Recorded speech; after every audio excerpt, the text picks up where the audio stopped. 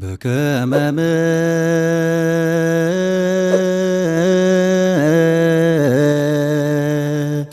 مرتك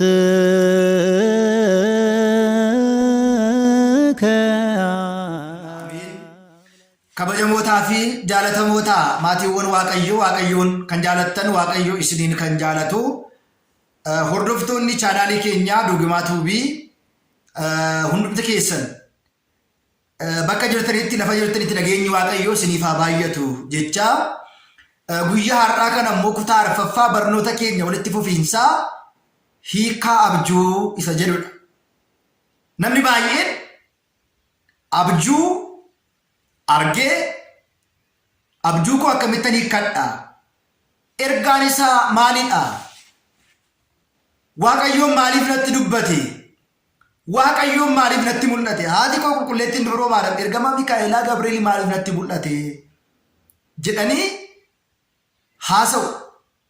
Yeroo tokko tokko seexanni waaqayyoon fakkaatee, maaramii fakkaatee, ergamoota fakkaatee, toloota fakkaatee, raajota fakkaatee, abboolii mana kiristaanaa fakkaatee nutti mul'achuu danda'a. Inni biraan immoo waaqayyoon nu barsiisuudhaaf, nu gorsuudhaaf, karaatti nu deebisuudhaaf kallattii garaagaraatiin nutti mul'achuu danda'a. Kanaafidha macaafa qulqulluu irratti seexanni mataa isaa hanga ergamaa waaqayyoo fakkeessuutti of taasisaa jedhe. Yeroo tokko seenaa Afoomiyaa warreen beektan waxabajjii guyyaa 12 ayyaana haamlee sanee guyyaa 12 irratti seenaa Afoomiyaa hundi keessanii beektu. Afoomiyaan Astiraaniqoos abbaa warraa jedhamu akka isheen hin qabdu abbaan warraa ishee yaadannoo yookiin immoo zikrii ergamaa qulqulluu Mikaa'elii yaadachaa akka turee fi otoo hin du'in dura haadha warraa isaa Afoomiyaatiif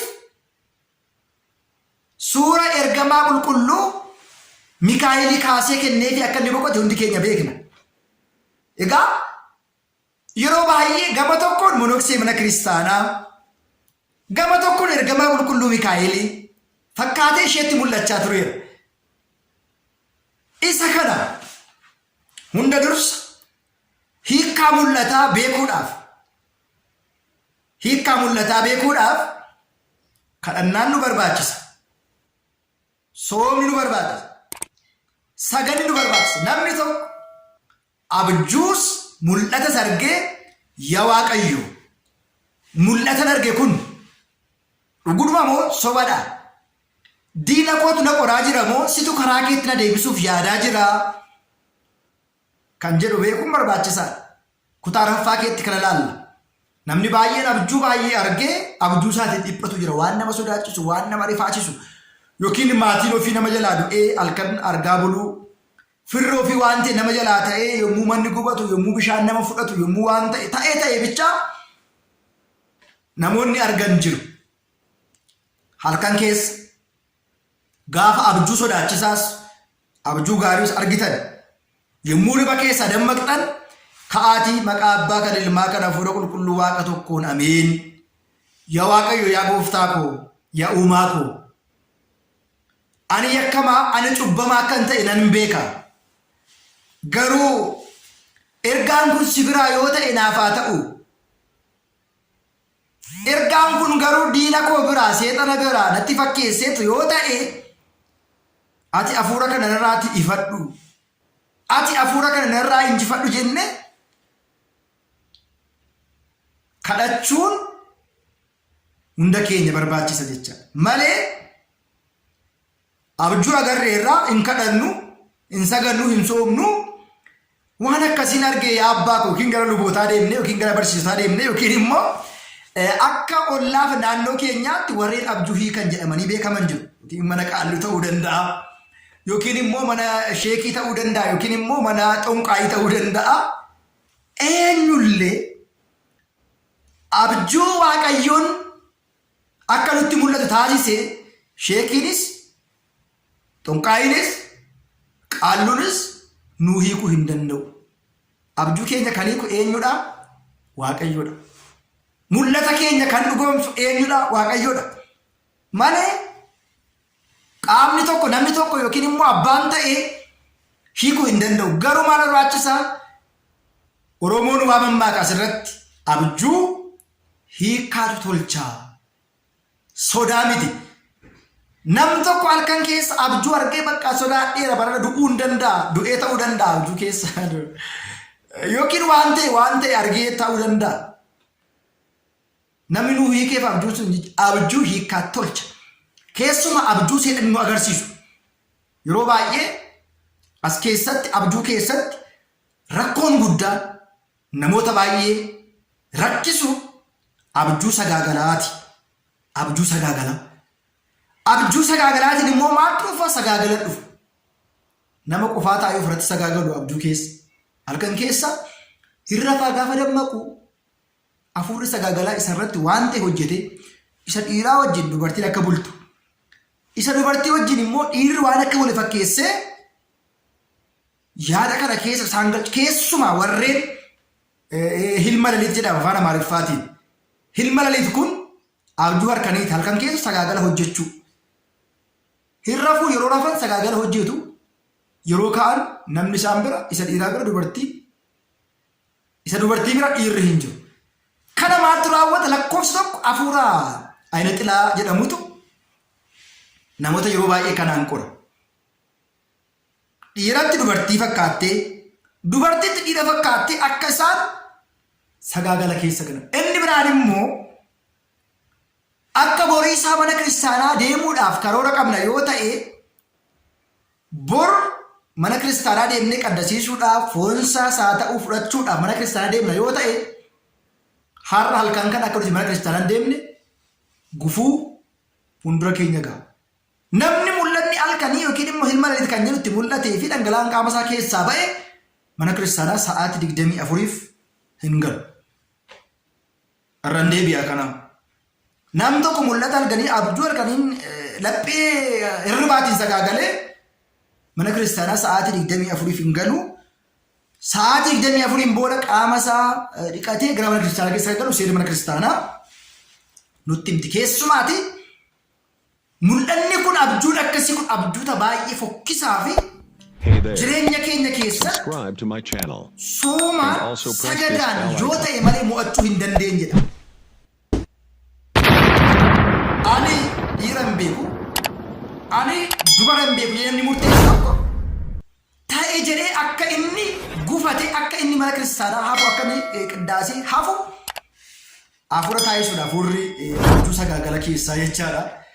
Afaan Amaariffaatiin hilma laliit jedha. Yeroo baay'ee namoonni baay'een kanaan rakkatu. Eebin sadarkaa gaa'ila keessallee warra jiran warreen gurguddoollee tajaajiltootaallee waan qoruu danda'u hafuurri kun. Kana deddeebinee sagannee hafuura kana to'achuu qabna. Harka keenya keessatti galchachuu qabna malee waan qulqullummaa irraa nu dhorkaa, kadhannaa irraa nu dhorkaa, sooma irraa nu dhorkaa, yeroo soomaa, yeroo kadhannaa, yeroo sirna qulqulleessa mana kiristaanaa dhaqnu gufuu nuti ta'a hafuura akkasii ofirraa rukunnee cabsinee mo'annee jilbeenfannee kadhannee ofirraa baasuu dandeenya. Kanaaf egaa mul'anni yeroo baay'ee Waaqayyo waan gaariif abboolii baay'eetti dubbateera. Fakkeenyaatiif Faxmoo Dasseet bakka jedhamtutti qulqullichi Yohaannis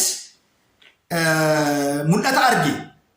Samiin banamee ta'ee gara fuulduraatti ta'u maal akka ta'u malu hunduma isaa tokkollee otoo hin hambisiin Yohaannis gadi fageenyaatiin argee mul'ata ilaaleeraa jedha. Mul'ata sana keessaati kan hafe kan hin raawwanne soba kan qabu of keessaa hin qabu. Namoonni Waaqayyoon isaan filee fi Waaqayyo isaan barbaade mul'ata gaafa argan mul'ata sobaa hin argan. Warreen Waaqayyo isaan arge mul'anni isaanii mul'ata dhugaadha. Abjuun isaanii abjuu dhugaadha. Abjuun isaanii abjuu hiikkaa qabudha. Kanaatiif fakkeenyaatiif Daani'eel mul'ata arge hiikuudhaan Naabukadnetsoor mul'ata isaa hiikeeraafi. Yoosef mul'ata arge hundumaa mana hidhaa keessa taa'ee namootaaf fiikeera.